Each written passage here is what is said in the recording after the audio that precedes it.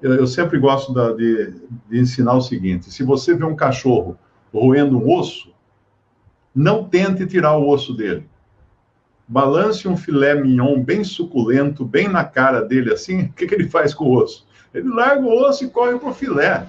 Então, a verdade é o que realmente importa, nós apresentarmos a verdade para as pessoas, e a verdade é Cristo. Eu sou o caminho, a verdade e a vida, disse o Senhor Jesus. Ninguém vai ao Pai senão por mim. Ele não disse, o Buda não é o caminho,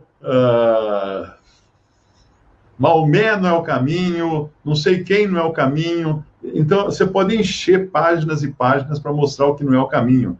Mas se você não mostrar o que é o caminho, realmente não perdeu tempo só. Perdeu tempo. Eu entendo. Ontem eu vi um documentário muito interessante, viu? Do Billy Graham, que foi um pregador muito usado por Deus. Ele tinha o trabalho dele, né? É muito importante a gente entender que o servo do Senhor é servo do Senhor. Então, às vezes, a gente começa a julgar muitas coisas de servos de Deus, mas quando Deus escolhe, se a gente começa a julgar o trabalho de servos de Deus, não a doutrina tem que julgar mesmo, né?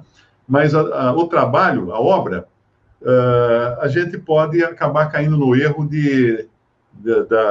daquele profeta Elias, quando ele fala para o Senhor, Senhor, só fiquei eu, dos profetas, né? Só fiquei eu, que não dobrou os joelhos a Baal. Aí o Senhor tem que dar uma dura nele, fala assim, ó, ficaram, eu não lembro agora, são 8 mil, eu não lembro agora, 800, 8 mil, não lembro exato, são 5, 6, 7 mil ou 700? 7 mil. 7 mil que não dobraram seus joelhos a Baal. Nessa hora ele tomou um tapa porque ele viu que realmente ele estava sendo soberbo. Ele estava julgando errado. Então, quando eu estava olhando esse documentário, uma coisa me chamou a atenção, porque eles pegavam trechos assim, ele pregou no mundo inteiro para multidões de todo tipo, né? Tem até um episódio que um irmão americano chamado Bill Orr, que já está com o Senhor, nos visitou muitas vezes aqui no Brasil, e ele me contou isso, que uma vez ele estava num avião nos Estados Unidos, e ele viu entrar lá na frente o Billy Graham e sentar na primeira fileira lá. Ele levantou, foi até lá e fez questão de cumprimentá-lo, falou assim, olha, foi graças à sua pregação que eu firmei os passos no caminho do Senhor. E agradeceu ao Billy Graham. Então, como Deus usa esses instrumentos dele, a gente não pode também ficar muito preocupado, porque é dele, é servo do Senhor. Mas uma coisa que eu percebi no documentário inteiro, que mostra toda a vida dele, as cruzadas que ele fazia, aquela coisa toda, né? É claro que teve muita gente, muito político que se aproveitou disso e pegou carona na fama dele para se promover. Mas uma coisa que eu reparava, que todo trechinho de pregação que eles colocavam, ele falava a mesma coisa. Ele falava a mesma coisa. Ou seja, se você procurar uma profundidade doutrinária, teológica nas pregações de Billy Graham, você não vai encontrar. Porque ele falava de Cristo só. Ele falava, Cristo salva. Você precisa, você é pecador, você tem que crer em Jesus como seu Salvador. Ele morreu para salvar você, ele derramou sangue para limpar os seus pecados. Era isso em todas as pregações. Ele não falava de si, ele não se colocava como exemplo, olha, vocês têm que fazer como eu, vocês têm que ser como eu, não. Ele falava de Cristo, o centro da pregação dele era Cristo. Não era melhorar o mundo, não era melhorar a si mesmo, não era mudar de vida, não, era Cristo. Você não pode nada sem Jesus, sem Cristo. Então, é muito importante manter a verdade no foco.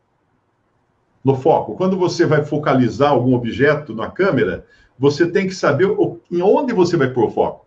Uma câmera profissional, você focaliza o seu objeto, geralmente é a pessoa que você quer fotografar, e o resto fica meio embaçado, porque você tem o foco.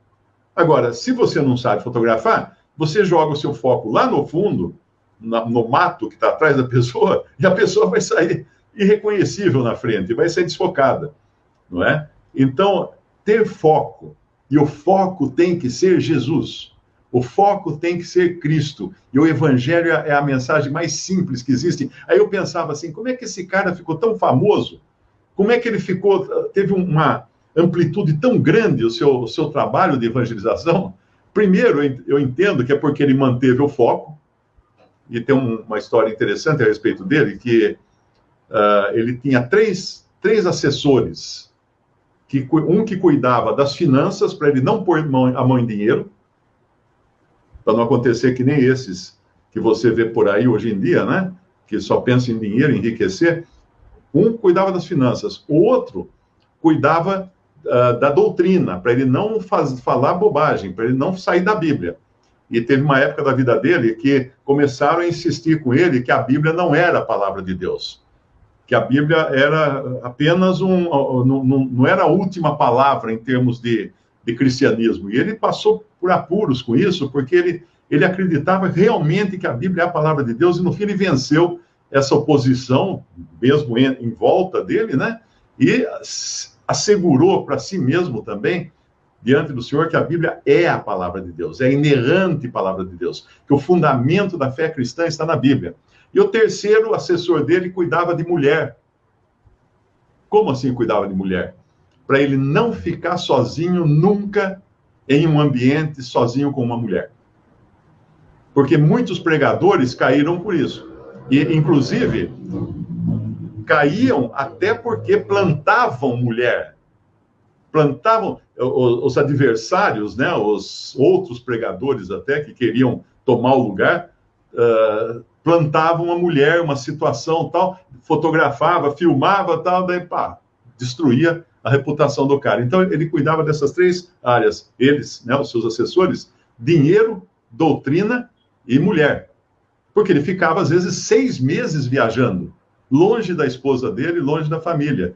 Então, Deus tinha que guardar, mas os amigos dele também, os assessores, ficavam em volta dele fazendo também de guarda-costas, né? Guarda-costas e guarda-frentes, principalmente mais guarda-frentes do que guarda-costas, para que ele não caísse em algum pecado, em algum erro, e isso atrapalhasse todo o ministério dele, todo o trabalho dele. Então, o foco é importante. E nunca, se nós nos dedicarmos a estudar religiões, por exemplo, hoje um escreveu e me perguntou, seria pecado eu estudar as religiões? Eu penso o seguinte, se eu conheço a verdade, tudo o resto fica fora de foco, fica naquele embaçado. E tem uma historinha bonita para contar, para não perder o costume de contar histórias. Tinha um barqueiro que atravessava um rio muito perigoso, a profissão dele era levar passageiros de um lado para o outro do rio. Mas era um rio traiçoeiro, cheio de pedras escondidas, pontiagudas, que se não fosse um barqueiro experiente, a canoa afundaria, o barco afundaria. Aí um homem tomou o barco para atravessar do outro lado e perguntou para ele: escuta, barqueiro, você conhece todas as pedras pontiagudas desse rio? Ele falou: não conheço nenhuma. Mas então como é que você não acerta nenhuma pedra? Ele falou assim: não, eu só preciso conhecer uma coisa. Eu só preciso conhecer o caminho, o canal que passa entre essas pedras. As pedras eu não preciso conhecer, só preciso conhecer o caminho. Então o cristão também, ele só precisa conhecer o caminho. Ele estando certo e seguro do caminho, que se danem as pedras que estão ao redor. Porque se ele olhar para a pedra, o que ele vai acontecer? Ele vai perder o caminho. Ele vai perder o foco. Ele vai perder a parte principal do que ele deve se ocupar, que é Cristo.